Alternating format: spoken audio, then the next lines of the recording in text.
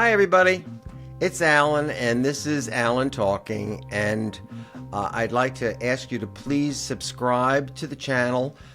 Doesn't cost you anything. It helps us a lot. And like the video. And if you wouldn't mind, feedback. We really like to present ourselves as the voice of the common person. You know, I called everybody somebodies and called myself a nobody. I'm really not a nobody. I don't have an inferiority complex or anything like that, guys. But I really do want to get comments so that we can get your feedback and discuss it on later programs. A very famous book was written by Jonathan Alter about President Roosevelt's 100 Days. Now, Roosevelt got a real hard deck dealt to him. I mean, you know, the Depression, we were in the doldrums of the Depression, of the Smoot-Hawley tariffs. The tariffs were a disaster, okay? They made the Depression even worse. And you want to talk about disasters, how's 25 million people being unemployed sound? Now, I don't know what's going to happen in terms of employment with these tariffs, but we're certainly going to see a drop in employment. And Biden handed Trump the best economy anybody's been handed. And in 90 days' time, he's managed to rattle the stock market so terribly that it has lost 7% of its value. Historic losses. Right out of the gate, we had some Trump trouble. It wasn't good trouble. It was Trump trouble. And it's just continued. And the policies have been a disaster.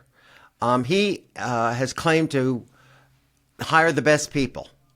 And he also ends up firing those best people when he doesn't like them anymore, because it's all based on, his whole hiring is based on perception of loyalty of the person he's hiring. So we all know the latest with Pete Hegseth, and I fully expect that he will be gone because his infractions are more than infractions. They're outright crimes.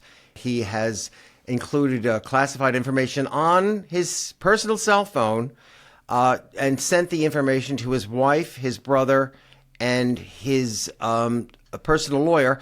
The brother and the personal lawyer are employees in the administration now. They got in jobs. Talk about family values, and that, you know, it's direct evidence of nepotism. The Trump coin, this Bitcoin whole process. The latest is he is having a dinner, and it's a contest to have dinner with Trump. And the person who buys the most of this coin is going to be his so-called guest at a private dinner. Pay to play? Anybody? Norms.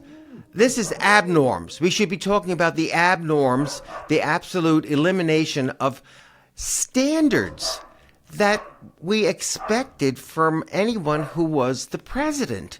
You know, like, it's gotten so bad that we are really normalizing the abnormal, and it's one of my themes for my program in that we can't allow this to happen. We have to call it out, which is basically what I'm doing right now. But the other thing that's going on with him in this dinner is that the top 30 people were promised to attend a reception and a tour of the White House. Now, within 24 hours of that announcement, the White House part was taken off. I don't know whether this event is going to take place at the White House, but they did say a tour of the White House in the second part of the announcement for the 30 people. So I'm assuming that the first part, in which the person was having dinner with the president, was going to be at the White House. A special tour. You get to push the Coke button on the Diet Coke button on the Resolute desk. Did he replace the toilets in the private residence with gold toilets? Like all the Air Stairs solid gold adornments that have shown up. Have you watched what is behind Trump in the Oval Office. I have a lot of feelings about how we raise young men in this country and in the world in general, okay? And I think women have gotten a break in how they're socialized that boys need a break in how they're socialized. So I want to talk about what I call the curse of testosterone. And I think it's endemic in the Trump administration because these guys are testosterone-fueled people, and they are not thinking with their brains, okay? And I'm just going to leave it at that. But in the particular little extra job I do, just side job, it gets me out of the house and keeps me busy, besides doing this. I talk to a lot of young women. Being an older gay man has given me a certain advantage in that these younger women trust me. And they will open up to me about some pretty personal stuff. And, one of them is, what do I do about my boyfriend? How am I going to find a man? General topics like that. And one of my philosophies is, nobody's perfect. That's what I was referring to earlier in the video. They all had their side gigs, so to speak. Kennedy, Eisenhower. I don't think Johnson did because his mind just didn't go in that direction. We know, for God's sakes, Richard Nixon didn't at all. And, I don't think Poppy Bush did. I'm not quite so sure. Maybe he was a womanizer before he became president. Jimmy Carter. No. I know Jimmy Carter neither. No, just not in their temperaments. But this is a thrice married gentleman with let me see. It's 5 children. Do you hear me? By 3 different women. Nobody is perfect, as I have said. But Trump takes imperfection to a new level, especially with what I would call toxic masculinity. Now, let me just get to the point I wanted to make about these conversations I've had with young women and the curse of testosterone. And what I think women in general are socialized different from the way men are socialized. And when I talk to these young girls, I try to help them understand the curse of testosterone is just that it's the sex drive is so strong in men. I mean, it is really just unbelievable. I call it the curse because it's like this nagging irritation that is always there propelling you to, for lack of a better word, spread your seed, okay? It's just the way nature intended it. Now, we're domesticated, we have reason, we have self-control, but, there's times when that fades. And if you're in a long-term relationship, one of the things that creeps in inevitably, I don't care how much you love your partner, is a certain amount of boredom. And so this is the advice and wisdom I hope I impart to young girls, young women, about when it comes to dating and men. And that is, if something happens and it happens once, take a good hard look about what you have.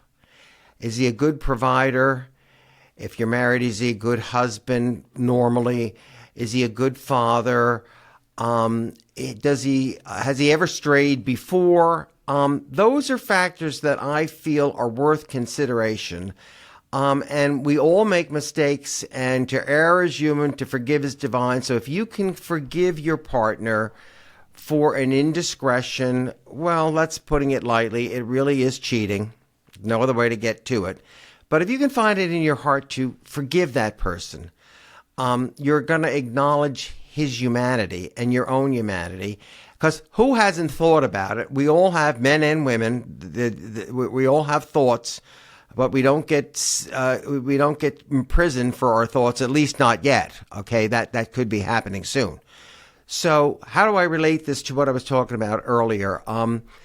Trump has taken the normal and completely abnormalized it and made the abnormal normal. And the tariffs are a good example of it because he just slipped the other day in a television program where none of the major TV networks talked about it, but Lawrence O'Donnell happened to point it out the other night on his show, and he was talking about how the tariffs will make prices go up. It's an add-on to the price of goods, which is the point that they have been in denial about and lying about, in that tariffs are a tax. He basically admitted it, that tariffs are a tax. And the other point that I want to make is, okay, yes, they're here, legal, illegal. We can have that debate, and I want people to be legal here. But all the focus is on illegals. What about the Americans that hire them? Okay, that is a crime. It is a crime in this country to hire illegals. Okay, but no one ever talks about processing them or how they broke the law. And let's face it, none of those people would be here unless they had been hired to make money that they send home to grandma and grandpa and the wife and the kids.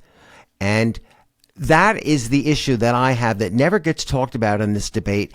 And I think it needs to be one that's also focused on their irresponsible behavior. And that's Alan talking for today. Thank you. Don't forget to subscribe, like the video, and please leave your comments. Thank you very much.